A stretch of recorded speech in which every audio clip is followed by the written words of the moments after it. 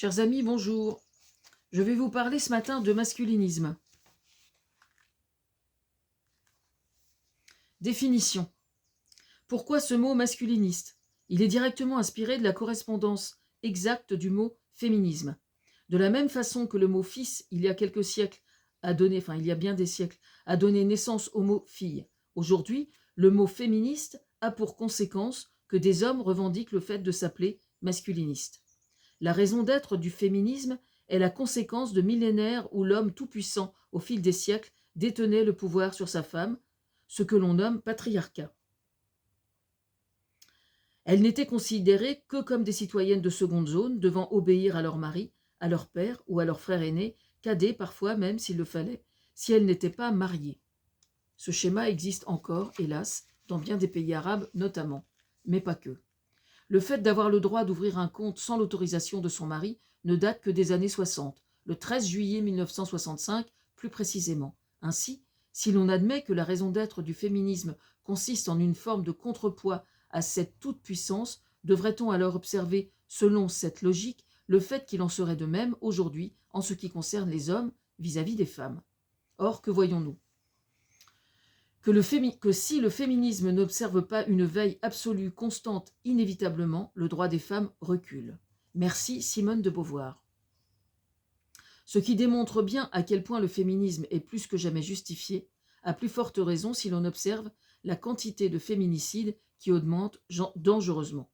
Mais tordre le cou au masculinisme selon ces simples arguments, qui malgré tout doivent être entendus au sens comprendre aussi, me semble non seulement léger, mais surtout largement insuffisant. Enfin, je veux dire que ça ne me suffit évidemment pas, à moi.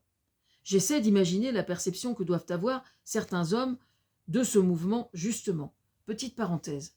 Quand je me pointe avec ce livre dans les salons du livre, je discute avec plein de gens, et à chaque fois que je discute beaucoup avec des hommes, évidemment, et à chaque fois que je leur parle de ça, ils ne connaissent pas ce mot, ils ne connaissent pas ce mouvement.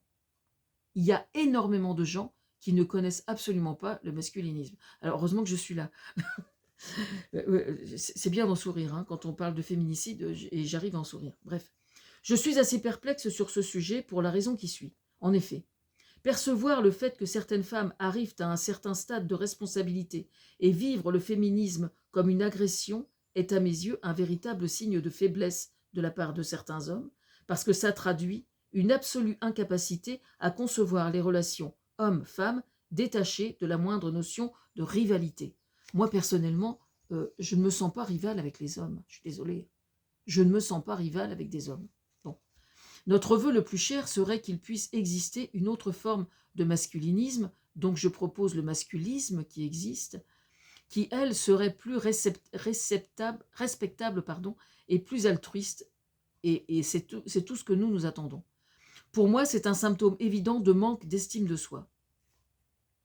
De façon générale, quand un mouvement n'a pour seule origine que de remettre en cause un système ou une idéologie sans que cette remise en cause soit vraiment argumentée et qu'elle n'évolue, en fin de compte, jamais vers quelque chose de concret ou de constructif, on voit cette prétendue idéologie mourir dans l'œuf. Ça n'est plus une idéologie d'ailleurs. On ne peut pas passer son temps à être contre quelque chose sans jamais rien proposer. C'est d'ailleurs ce qui se passe aujourd'hui avec l'extrême droite, dans toutes les extrêmes droites partout dans le monde. Hein. On est toujours contre, mais jamais pour quelque chose. Donc c'est quand même extrêmement grave. Cette théorie est la mienne et va bien au-delà de cette querelle entre féministes et masculinistes. Certains, ou certaines peut-être, aimeraient comprendre, enfin je vous la fais version naïve, pourquoi aller inventer un mot puisqu'il y a déjà patriarcal ou machiste. Patriarcal vient de pater et donc père. Or, un homme existe bien au-delà de son rôle de père ou de reproducteur.